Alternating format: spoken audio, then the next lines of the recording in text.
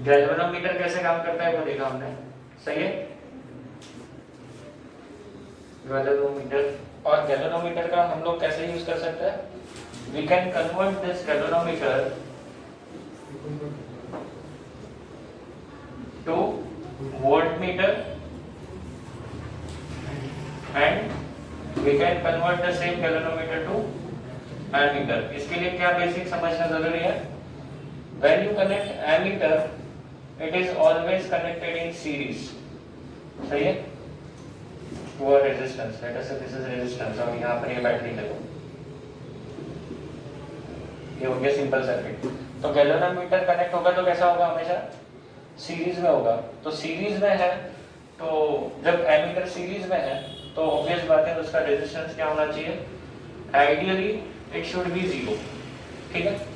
Ideally resistance of ammeter should be zero, practically zero नहीं कर सकते हम, तो it should be very small. और voltmeter is always connected in parallel, ये बेसिक नॉलेज आपको होना चाहिए, ठीक है। Voltmeter is always connected in parallel, ये प्लस ये माइनस, इधर ये प्लस ये माइनस।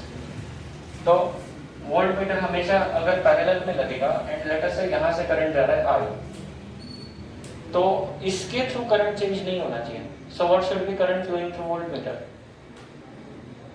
लेट अस से यहाँ से 1 एम्पियर करंट जा रहा है, we want same 1 ampere current from this branch also, so what should be the current flowing through voltmeter, zero.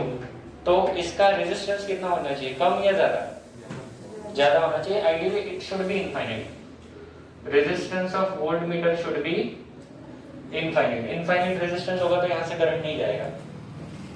Infinite resistance का मतलब क्या है, it will not allow the current to pass, तो यहाँ से करंट नहीं जाना चाहिए आइडियली, ठीक है। प्रैक्टिकली तो जाता है।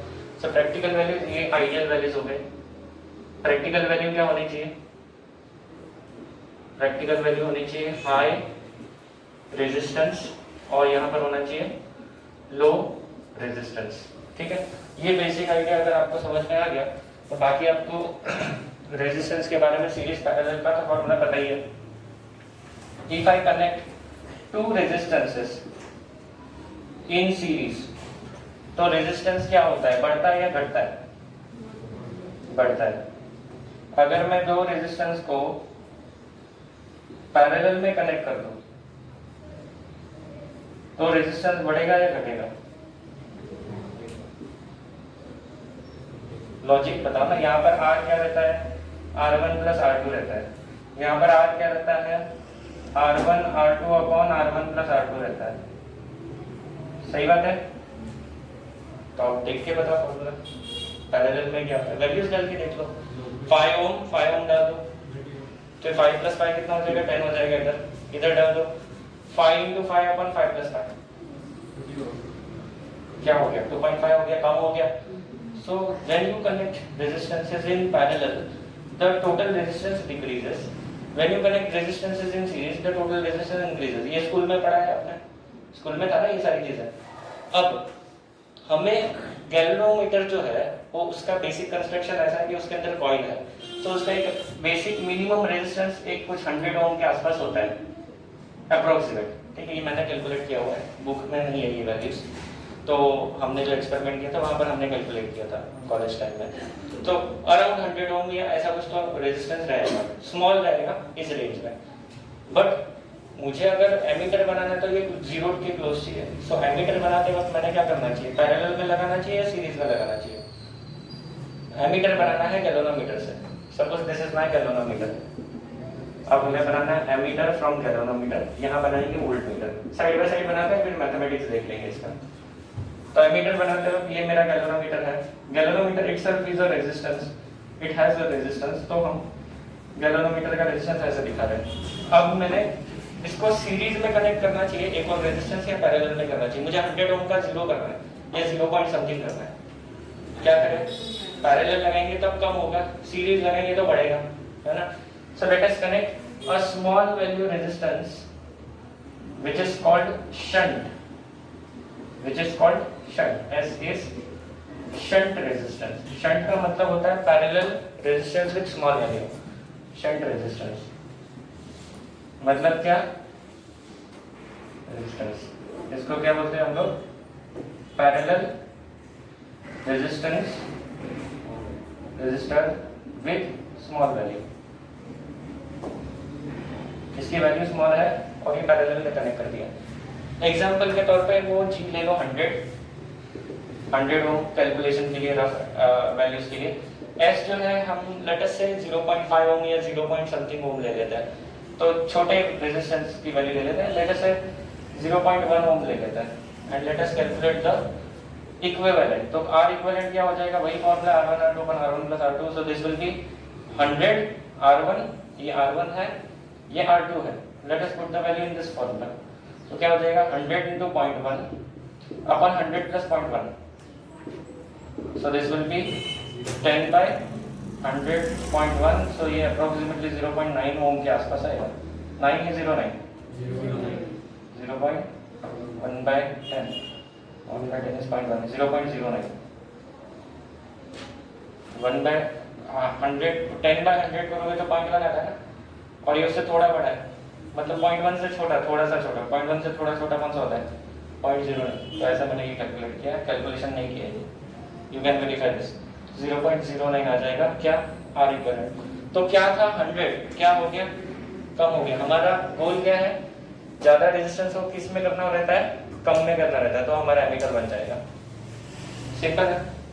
अब वोल्ट मीटर बनाना है, क्या करना चाहिए? वोल्ट मीटर बनाना है। क्या करते थे? सीरीज में लगा देंगे। ज्यादा वैल्यू लगाए या कम वैल्यू लगाए? RS बोल देते हैं इसको। ये ऐसा शंट, वो RS मतलब सीरीज रेजिस्टेंस।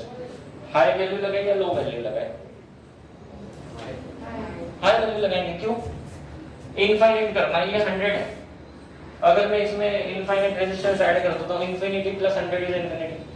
अब ऐसा कोई रेजिस्टेंस होता नहीं है इनफाइनाइट, तो हमें क्या करना होगा? ये लार्ज वैल्यू लेना होगा, जितना लार्ज आप ले सकते हो। ठीक है? So this will be RS will be large resistance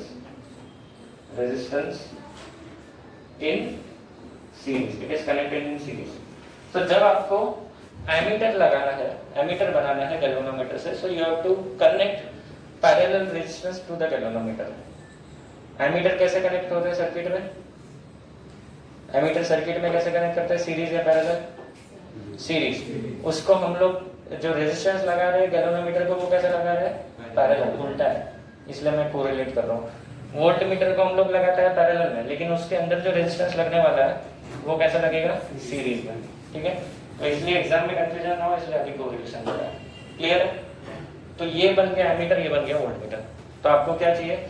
you need a galvanometer और कुछ रेजिस्टेंसेस, बन जाएगा आपका एमीटर भी और वोल्ट मीटर भी। अब ये डिवाइस बनाने के बाद you have to calibrate that. ठीक है? वो आप कर सकते हो। सवाल ये है कि इनकी वैल्यूज कितनी रखें। ये तो मैंने रफ वैल्यूज ले ली अपने मन से।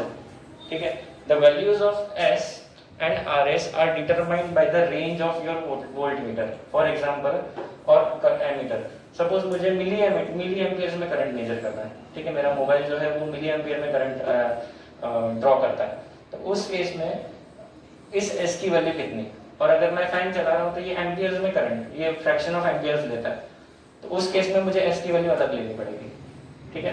फैन के थ्रू करंट मेजर कर रहे हो तो मेरा एमीटर का रेंज क्या होना चाहिए? एम्पियर्स में होना चाहिए। फैन या फ्रिज वो करंट क्या लेता है? एम्पियर्स में लेता है। तो या फिर मोटर है ना? तो ऐसे डिवाइसेस करंट एम्पियर्स में लेते हैं। तो मुझे जो मेरा स्केल होना चाहिए वो 0 to 10 एम्पियर के रेंज में या 0 to 5 एम्पियर के रेंज में होना चाहिए। when I am measuring the current through this large appliances, when I am measuring current through small appliances, जैसे कि अपना फोन हो गया या फिर ऐसे छोटी-छोटी चीजें जो कम पावर कंज्यूम करती है, तो in that case I should have the scale in milli ammeter. ठीक है? और अगर इससे भी छोटा करंट है, जैसे कि फोटो इलेक्ट्रिक करंट मेजर करता है, तो we need current in micro ammeter range, micro ampere range. तो ये रेंज विल डिसाइड दिस। फिर 0 to 10 रखना है या 10 to 20 रखना है, क्या रेंज रखना है? दैट इज 0 to 20 रखना है, 0 to 10 रखना है या 0 to 5 रखना है, that is also determined by this S। ठीक है? तो अब वो हम कैलकुलेट करेंगे कि कितनी वैल्यू होनी चाहिए S या RS की, so that we get whatever the range we want। ठीक है? तो थोड़ा सा मैथमेटिक्स आगे इसके आगे। यहाँ तक क्लियर है? कुछ लिखना है तो लिख लो, फिर मैं ये सारा इरेज कर रहा हूँ। अभी हम लोग मैथमेटिक्स करेंगे, ये डायग्राम्स को लेके चलेंगे, ये दोनों डायग्राम्स को लेके, और ये वैल्यूज जो मैंने दिया है ये मेरे कैलकुलेटेड वैल्यूज है, बुक में नहीं है, so don't consider this as standard values. चलो मैथमेटिक्स कहाँ से करेंगे, यहीं से करेंगे, ये दोनों इक्वेशन है अपने पास, इसी से सारा मैथमेटिक्स होगा, ठीक है।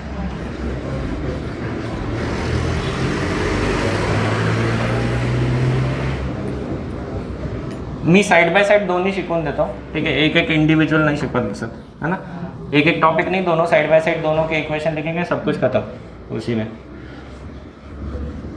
अब देखो आपका जो डिवाइस होता है उसका एक रेंज होता है, मतलब अगर मेरे पास ऐसा एमीटर है, लेटेस्ट से एमीटर ले लेते हैं, मिली एमीटर, तो ज़ीरो के स्केल पे नॉर्मली रहेगा वो पॉइंटेड, सही बात है, करंट नहीं है तो ज़ीरो दिखना चाहिए, ठीक है। अगर मैक्सिमम करंट हो गया तो लेटेस्ट से 0 to 10 का स्केल है, तो मैक्सिमम करंट पे ये यहाँ जाएगा, सही है। This is called full deflection, this is called full scale deflection, इसको क्या बोलते हैं हम लोग, फुल स्केल डिफ्लेक्शन। जब फुल स्केल डिफ्लेक्शन होगा तो इस गैल्वेनोमीटर में से एक मैक्सिमम अमाउंट ऑफ करंट जाएगा, that is called IG। IG is the full scale deflection current, किसके थ्रू, थ्रू गैल्वेनोमीटर, ठीक है। इसका मतलब क्या है, देखो गैल्वेनोमीटर से जैसे जैसे करंट ज़्यादा जाता है इट शोज द डिफ्लेक्शन, सही बात है। सिर्फ इसका गैल्वेनोमीटर का स्केल ऐसा होता है, 0 पर सेट होता है, यही 0 को इधर शिफ्ट कर दिया तो एमीटर और वोल्टमीटर का स्केल हो जाता है, तो सिर्फ 0 को शिफ्ट किया रहता है, जो पॉइंटर है उसको थोड़ा सा ट्विस्ट किया रहता है और कुछ नहीं रहता। अब आपका जो एमीटर है, ठीक है, फुल स्केल डिफ्लेक्शन मतलब क्या है, तो जो भी मेरा रेंज है, अगर 10 मिली एम्पियर का रेंज है, so this is maximum current that my device can measure, so उस मैक्सिमम वैल्यू पे फुल स्केल डिफ्लेक्शन पे the current through galvanometer should be maximum, और the current that is corresponding to this full deflection. इससे ज़्यादा current जाएगा भी तो मेरा पॉइंटर घूम नहीं सकता, है ना, इसको रेस्ट्रिक्शन है ना, गैल्वेनोमीटर के पॉइंटर को घूमने का रेस्ट्रिक्शन है, एक रेंज है उसके अंदर ही घूमेगा, बाद में उसके अंदर स्प्रिंग है, आपने देखा था कंस्ट्रक्शन, स्प्रिंग रहता है, कॉइल रहता है, तो वो गोल गोल मोटर की तरह नहीं घूम सकता, it has to move with in certain range, so that maximum current through galvanometer is your IG। इस केस में भी और इस केस में भी जो मैक्सिमम करंट होगा वो IG होगा, this is called full scale deflection current, ठीक है। और ये कैलकुलेट किया जाता है कि कितना मैक्सिमम करंट वो कॉइल, कॉपर का कॉइल है ना, पतला थ्रेड, हेयर लाइन, ये बालों की थिकनेस का उसका कॉपर का वायर रहता है, ज़्यादा करंट जाएगा तो कॉपर का वायर क्या हो जाएगा, जल जाएगा, मेल्ट हो जाएगा, so there is a maximum limit on this, ठीक है। ये कौन डिसाइड करता है, जो जिसने गैल्वेनोमीटर बनाया है, जो मैन्युफैक्चरर है, वो उसका थिकनेस डिसाइड करता है कॉपर वायर का, कि कितने करंट पे ये कितना हीट होगा, so this is the maximum value. उससे 1/10 वैल्यू, लेट अस से 10 एम्पियर पे ये जलेगा तो 1 एम्पियर तक का ही IG का वैल्यू स्पेसिफाई करता है, ठीक है, क्योंकि एकदम 10 एम्पियर तक वो जल सकता है तो 10 एम्पियर करंट क्यों पास करेंगे ना, है ना, सो 1/10 का फैक्टर ऑफ सेफ्टी रहता है, ठीक है। तो ये हो गया आपका IG। अब हम लोग क्या करेंगे, ये वाली केस पढ़ते हैं पहले, एमीटर। एमीटर में what should be the value of S, what should be the value of S, तो वो डायग्राम देख लो, यहाँ से करंट आएगा I, एमीटर है तो करंट क्या मेजर करेगा, I मेजर करेगा, I is the current that is to be measured, this is your galvanometer, ठीक है। और गैल्वेनोमीटर से कितना करंट जाने वाला है, IG, ये स्पेसिफाइड है, ये वैल्यू पहले से ही स्पेसिफाइड है, ये आपको डिटरमाइन नहीं करना है। और जो भी एक्स्ट्रा करंट है वो कहाँ से जाना चाहिए, इसमें से, शंट में से। अगर IG है 1 ampere, let us take 1 ampere as IG, इतना ज़्यादा नहीं होता है, मिली एम्पियर में होता है, let us take 1 ampere as IG, ठीक है, और मैं मेजर कर रहा हूँ 10 एम्पियर, तो बाकी का करंट कहाँ से जाना चाहिए, ये क्लियर है आपको, इसको लिख लेते हैं IS, करंट थ्रू शंट। अगर उस 10 एम्पियर में से 1.5 एम्पियर इधर चला गया तो क्या हो जाएगा, इसका मैक्सिमम वैल्यू 1 एम्पियर कंपनी ने बताया, 1.5 चला गया तो ये जल सकता है, देयर आर मोर पॉसिबिलिटीज़ कि ये डैमेज हो जाए, डैमेज हो गया तो मतलब नहीं है ना, हमारा डिवाइस मेजरमेंट करते वक्त ख़राब नहीं होना चाहिए, so maximum current should go through this branch. तो अब हम एस का वैल्यू निकालेंगे। क्या करेंगे, किरचॉफ लॉ सिंपल लगाएंगे, i equal to i g plus i s, सही है। अब मुझे चाहिए एस का वैल्यू, क्या कर सकते हैं, ये एक हो गया इक्वेशन। दूसरा, इसके across potential difference is equal to इसके अक्रॉस पोटेंशियल डिफरेंस, तो हम लिख सकते हैं i ji into g is equal to I S into s. ये समझ में आ रहा है क्या? ये क्या लिखा, potential difference across G and S is same. क्यों?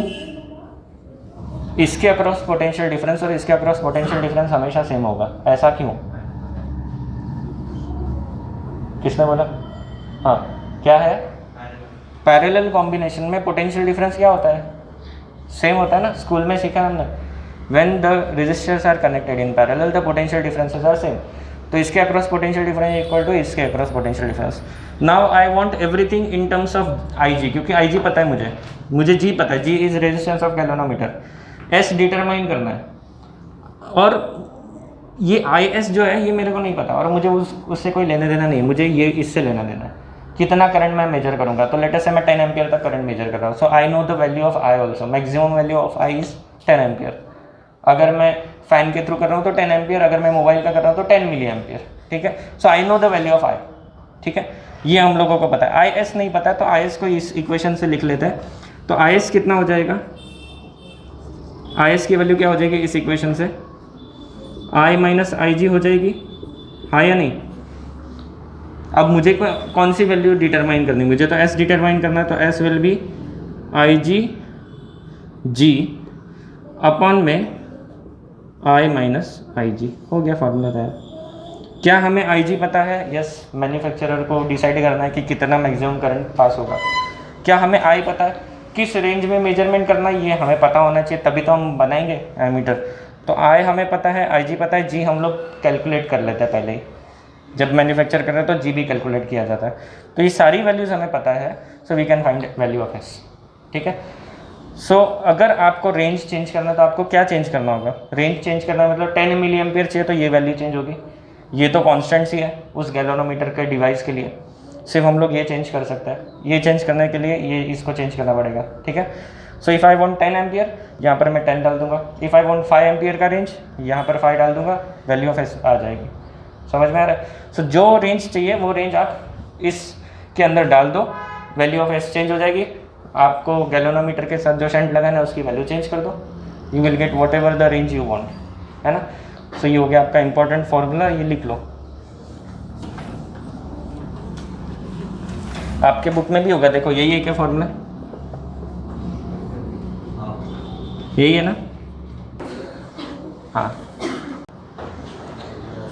अब देखो यहाँ एक और चीज़ डिटरमाइन करना पड़ता है, we are connecting this shunt resistance, सारा करंट कहाँ से जा रहा है, ज़्यादातर करंट इसी में से जाएगा, इसमें से बहुत कम करंट जाएगा।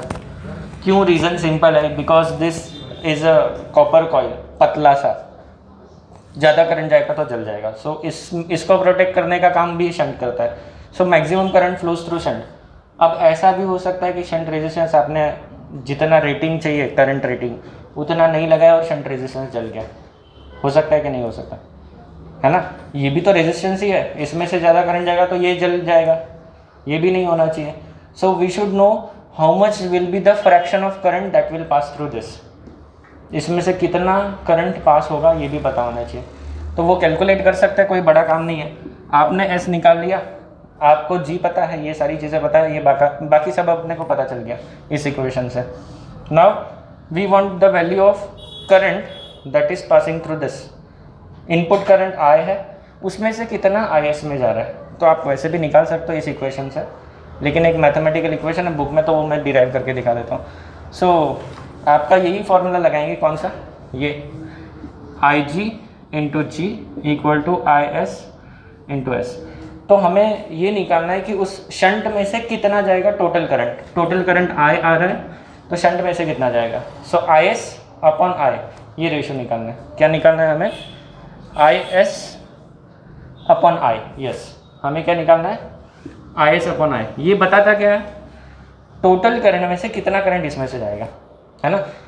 सो that will help you to decide कौन सी टाइप का रजिस्टर यूज़ करना है। रजिस्टर में भी करंट रेटिंग होता है, एक्चुअली करंट रेटिंग नहीं बोलते हैं, हम उसको बोलते हैं power rating of register. Register का पावर रेटिंग होता है, ज़्यादा करंट जाने वाला होगा तो ज़्यादा पावर रेटिंग का रेजिस्टेंस यूज़ करना पड़ता है, ठीक है। ऑर्डिनरी वो सस्ता वाला 25 पैसे वाला यूज़ करेंगे तो हो सकता है वो जल जाए इस केस में, है ना। मोबाइल के केस में नहीं जलेगा, लेकिन इस केस में जल सकता है। तो you should know how much current out of the total current will pass through shunt resistance, ये भी पता होना चाहिए। तो कैसे कि निकालेंगे, सिंपल है, ये इक्वेशन है। यहाँ पर मैंने क्या पुट किया था, IS पुट किया था। अब मुझे क्या चाहिए, IS और I चाहिए, IG नहीं चाहिए। तो IG को पुट कर दो। IG का वैल्यू कितना पुट करेंगे बताओ, IG का वैल्यू कितना पुट करेंगे, I minus IS into G equal to IS into S, ठीक है। बस ये स्टेप याद होना चाहिए। अब इसको रीअरेंज करो, ये फॉर्मेट में लाओ। तो रीअरेंज करते चलो, IG माइनस ISG ISS, इसको उधर लेके जाओ। IG equal to IS common दोनों में से S प्लस G, मुझे IS अपॉन I चाहिए, IS इधर लिख लो, IS upon IS upon I will be equal to क्या हो जाएगा, G अपॉन, तो मेरे पास तो S और G का वैल्यू पहले से ही कैलकुलेटेड है या नहीं। G का वैल्यू तो पता ही है, S का हमने इधर से कैलकुलेट किया है। तो हमें पता चल जाएगा कि कितना करंट शंट में से जाने वाला है। अगर मैंने शंट रेजिस्टेंस कम पावर रेटिंग का यूज़ कर लिया तो वो जल सकता है। तो मैं यहाँ से डिटरमाइन कर सकता हूँ कितना करंट मैक्सिमम जा सकता है। लेटेस्ट से वो एग्जांपल में मैंने बोला था 9 एम्पियर जा रहा है, तो मुझे उसके अकॉर्डिंग पावर रेटिंग वाला रजिस्टर यूज़ करना चाहिए सर्किट में। So this is one of the important formula. दोनों में से कौन सा ज़्यादा इंपॉर्टेंट है, किस पे क्वेश्चन आता है, इस पे क्वेश्चन आता है। इस पे बहुत रेयरली क्वेश्चन आया तो आया, बस बुक में था इसलिए कराया, ज़्यादातर क्वेश्चन इसी से आता है। ओके, अब देखो, I want to increase the range, I want to increase the range of this ammeter. तो ये करंट बढ़ने वाला है ना। तो लेट अस से this current is n times IG, मतलब जो पिछला करंट है उसका मुझे n मल्टीपल करना है। So this is the formula that we will put in this equation. तो अगर मैं यहाँ पर पुट कर दूँ तो S इक्वल टू क्या हो जाएगा, n, IG तो ऑलरेडी है, IG इंटू G, इसको कुछ नहीं किया। यहाँ पर I की जगह क्या डाल देंगे, n टाइम्स IG। अब हम क्या कर रहे हैं, हम रेंज बढ़ा रहे हैं, ठीक है, माइनस IG। तो क्या हो जाएगा, क्या कट हो रहा है, IG चला गया, G अपॉन n माइनस 1 आ गया। तो अगर मेरे पास 5 एम्पियर वाली रेंज का एमीटर है, मुझे 10 एम्पियर करना है, तो मुझे कितना टाइम्स करना है, कितना टाइम्स करना है, 5 एम्पियर रेंज है, 5 एम्पियर रेंज है, 10 एम्पियर करना है, तो कितना टाइम्स करना है, double. So n equal to 2 डाल दो, 2 माइनस 1 कितना हो गया, 1। तो मैंने एक और शंट लगाना है जिसकी value G upon 2 minus 1, so that is G। जितना G हो उतनी वैल्यू का एक और लगा दो रेजिस्टेंस। रेजिस्टेंस तो अपने को सस्ते में मिलता है, लगा दो, रेंज डबल हो गया। अगर मुझे 5 एम्पियर का रेंज है, 50 एम्पियर करना है, कितना रेंज बढ़ाना है, क्या कर रहे हो तुम,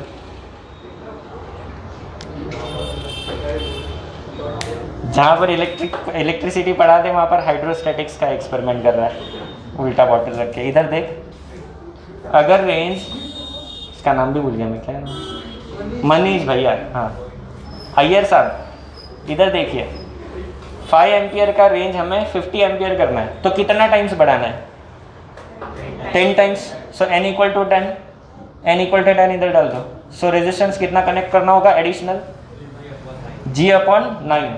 सो जो भी G का वैल्यू डिवाइड बाय 9, उतने वैल्यू का रेजिस्टेंस ओरिजिनल एमीटर के साथ कर दो कनेक्ट, किसमें, पैरेलल में, शंट कर दो। So you will get the increased range ammeter. नया एमीटर खरीदने की ज़रूरत नहीं है ना।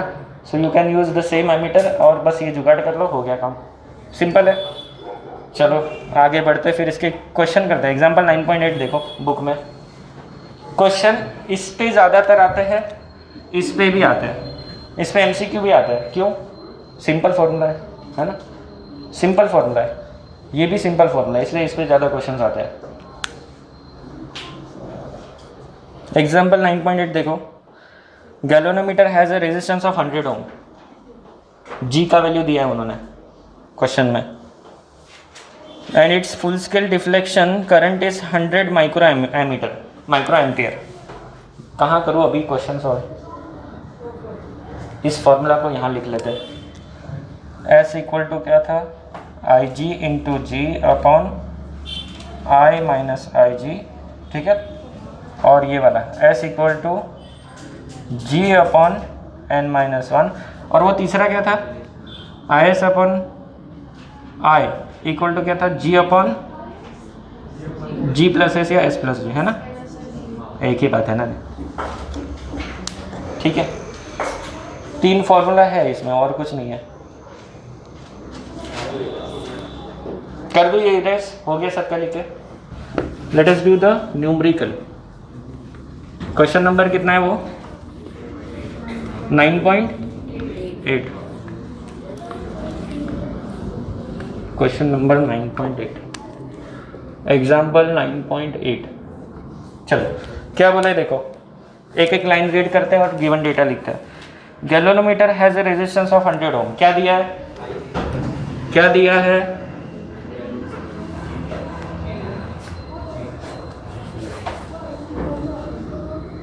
जी दिया है 100 ओम। आजकल 12th वालों में बहुत एनर्जी आ गई है, मैथ्स के सर को बोलता हूँ इंटीग्रेशन के क्वेश्चन दे दो और बच्चों को। And full scale deflection is 100 micro ampere, full scale deflection is 100 micro ampere, ये क्या है, आई जी, याद रखो full scale deflection is I G. इस क्वेश्चन में इतना ही आना चाहिए आपको, आई जी लिखते आना चाहिए, आना चाहिए, फॉर्मूला आना चाहिए, बस हो गया। नेक्स्ट देखो क्या है, what shunt resistance should be added so that the ammeter can have range of 0 to 10 milliampere। Range चाहिए हमें 0 to 10 milliampere, मतलब यहाँ पर I कितना है, मैक्सिमम करंट लेना है। अगर आपको रेंज दे दिया 5 to 10 milliampere, क्या लोगे, 10 ही लोगे, है ना। मिनिमम तो मेजर वैसे भी कर सकता है, मैक्सिमम मेजर करते आना चाहिए। सो ये आपका रेंज काय झालं, बाहेरचा क्लास आहे, 9 वाजले, किती वाजला आता, 9 डॉट झाले का, बरं हा एक्झाम्पल घेऊन थांबू, हा लगेच घेऊन टाकू आपण। चलो क्या हो गया, 10 मिली एम्पेयर, बस हो गया ना, इतना ही तो है। क्या निकालना है यहाँ पर, एस फाइंड करना है, कौन सा फॉर्मूला, कौन सा लगा है,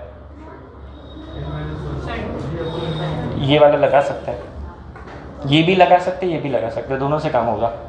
नीचे वाला सिंपल है तो वो लगाते हैं। कितना टाइम्स रेंज बढ़ाना है, आपका फॉर्मूला था I equal to N I G, सही है। So N equal to I upon I G, yes और नो। I कितना है 10 मिली एम्पियर, आई जी कितना है 100 माइक्रो एम्पियर, मिली मतलब 10 रेस टू कितना -3, माइक्रो मतलब 10 -6। ये कैलकुलेशन कर लेता है तो ये हो जाएगा 10 रेस टू -2, -3 + 1, -6 + 2 कितना -4, सही है क्या, -4 ऊपर गया +4, 4 - 2 कितना 2, मतलब 100, n 100 हो गया। So S equal to G upon n - 1, G is 100 upon n is 100 - 1, सो 100/99 कितना होता है, कितना होता है, जरूर 1 पॉइंट समथिंग, 1.01, देखो तो कहाँ है रे, उन्होंने 100/99 ही लिखा है आंसर, यही आंसर लिखा है ना। बहुत डिफिकल्ट क्वेश्चन है क्या, अच्छा क्या इस क्वेश्चन की लाइक ही 3 मार्क की है क्या, फिर भी 3 मार्क्स है ना, तो खुश होने वाली बात है ना, और पूछा भी जाएगा एग्जाम में ऐसे questions, it's a important question.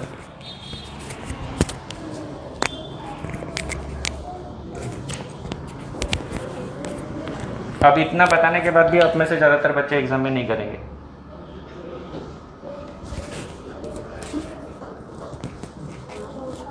अरे मनीष भैया लिख लेना, सोच रहा है कि अब क्या करूं। कहाँ पर है भाई? चलो रुकना है ना बच्चों या करना है कंटिन्यू? हाँ मग थांबून घेतो.